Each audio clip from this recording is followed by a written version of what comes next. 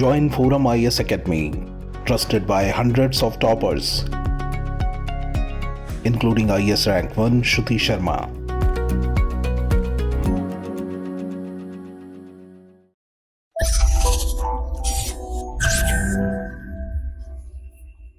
Hello everyone, welcome back to daily current affairs quiz by forum IAS. Prelims 2023 के लिए जो current affairs के topics important होते हैं उसको हम उठा के और उसको एमसीक्यू के फॉर्म में डिस्कस करते हैं। तो आज का जो पहला topic it is about Zealandia. Question 1 ये कहता है कि which of the following statement is incorrect regarding Zealandia. Statement 1, it is a land which is present under Atlantic Ocean. Statement B, which it was once part of supercontinent Gondwana. Statement C, it is now recognized as the world's 8th continent. Statement D, the part of Zealandia which is above water forms the foundation of New Zealand North and South Islands. तो जिलेंडिया ये जो इसको कहा जा रहा है world का 8th continent, ये बेसिकली जो न्यूजीलैंड दिखता है उसी का पार्ट है। इनफैक्ट ये कह सकते हैं कि न्यूजीलैंड जिलेंडिया का एक हिस्सा है वो, क्योंकि देखिए जब ऑलमोस्ट 105 मिलियन ईयर्स बिफोर जब गोंडवाना अलग हो रहा था, ठीक है, गोंडवाना नीचे से अलग हो रहा था, तो गोंडवाना से अलग हुआ जिलेंडिया, और जैसे जिलेंडिया दूर गया वैसे वैसे वो सिंक भी होता गया। तो आज जो जिलेंडिया है वो almost over 2 kilometre below water है, और जो हिस्सा दिखता है वो है New Zealand north and south island. तो न्यूजीलैंड के हिस्सा का जो मैप है कुछ इस तरह से है, ठीक है, तो ऐसे करके कुछ है, दो मेजर आइलैंड है इसमें। तो इसको अब जो साइंटिफिक कंसेंसस है उसके हिसाब से अभी ये माना जा रहा है कि जिलेंडिया एक 8th कॉन्टिनेंट है जिसका 94% वाटर सबमर्ज्ड है, 94% एरिया सबमर्ज्ड है, और जो हिस्सा दिखता है वो न्यूजीलैंड दिखता है, ठीक है। तो ये अटलांटिक ओशन में नहीं है, ये सदर्न पैसिफिक में है। तो पहला स्टेटमेंट इसका ऑप्शन होगा, करेक्ट ऑप्शन होगा, क्योंकि यहां पर बात की गई इनकरेक्ट की।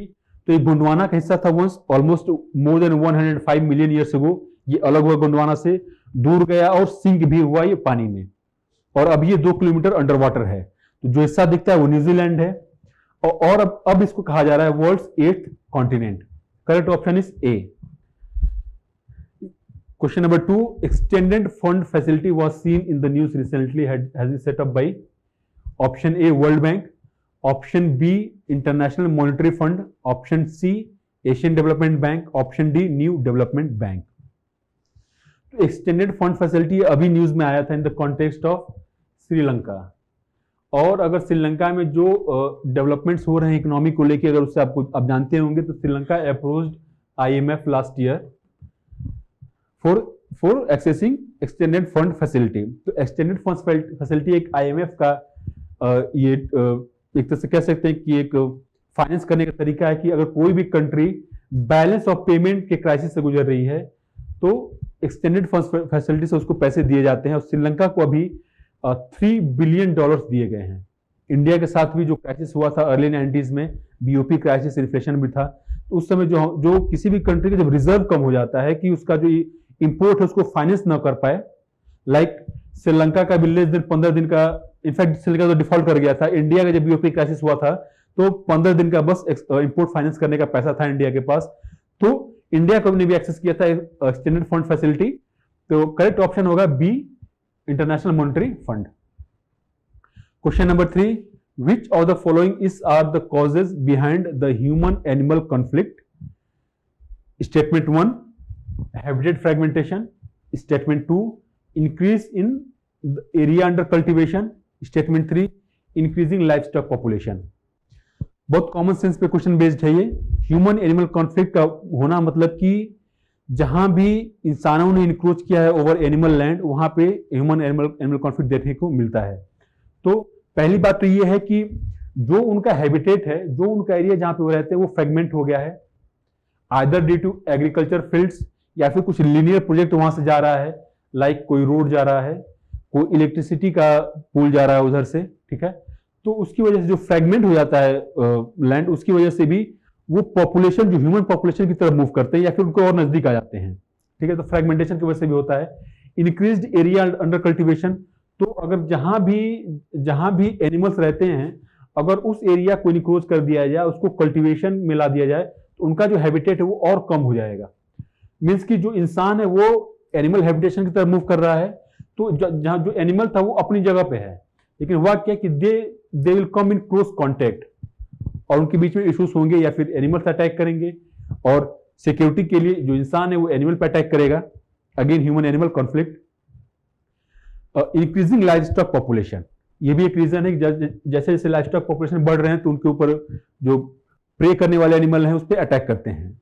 तो अभी क्या हुआ है कि एक Indo German cooperation on human animal conflict mitigation, ये एक एमओयू साइन किया गया है इंडिया और जर्मनी के बीच में, जिसमें गाइडलाइंस एडवाइजरीज इशू की जाएंगी कि कैसे ह्यूमन एनिमल कॉन्फ्लिक्ट को कम किया जा सके। ठीक है, तो तीनों ही स्टेटमेंट्स करेक्ट है रिगार्डिंग ह्यूमन एनिमल कॉन्फ्लिक्ट। तो करेक्ट ऑप्शन होगा D 1, 2 and 3। Question number 4, with reference to International Liquid Mirror Telescope consider the following statements. International Liquid Mirror Telescope, statement 1, it is the first liquid mirror telescope designed exclusively for astronomical observations. It employs a 4-meter diameter, 4-meter rotating mirror made up of thin layer of liquid mercury to collect and focus light. Statement 3, the telescope is located at an altitude of 600 meters at the American Institute of Research.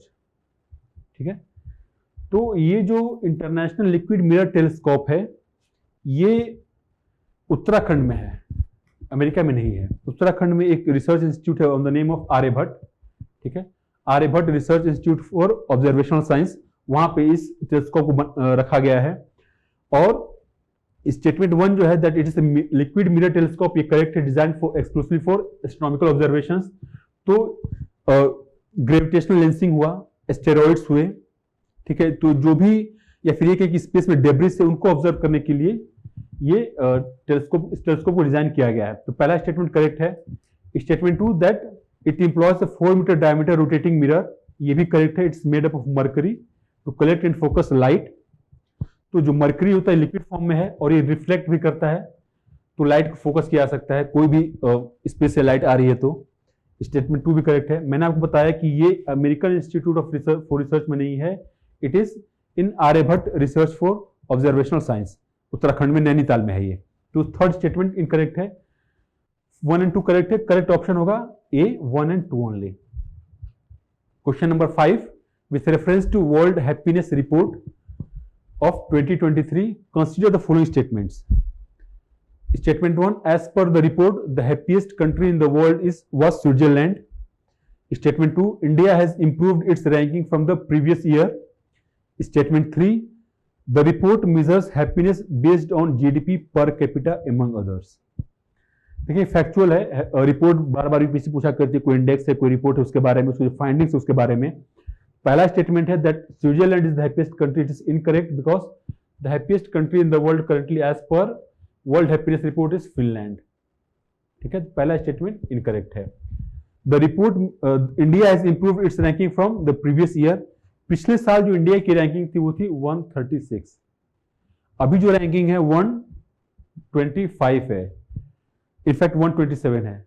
ठीक है, तो ranking improve हुआ है, but still जो India के neighbouring country से like Nepal, Sri Lanka, even Pakistan, उससे भी इंडिया कम हैप्पी है। तो स्टेटमेंट 2 करेक्ट है। Statement 3, the report measures happiness based on, तो क्या किस किस पैरामीटर्स पे ये रिपोर्ट बनाया जाता है? तो जीडीपी उसमें एक मेजर है, फिर है ये जो पैरामीटर्स इसको आप याद कर लें। ठीक है, तो जीडीपी के बाद है सोशल सपोर्ट,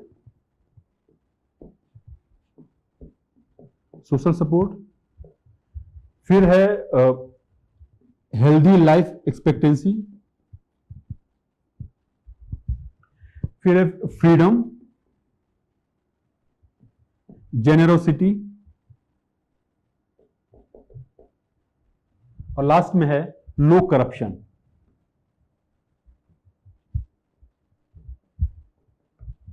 तो पहला है इसमें जीडीपी, दूसरा social support, healthy life expectancy, freedom, generosity और लो करप्शन। ये 6 पैरामीटर्स जिनके बेसिस पे हैप्पीनेस रिपोर्ट को प्रिपेयर किया जाता है, तमाम कंट्रीज को रैंक किया जाता है। और ये था हमारा last discussion. Thank you very much.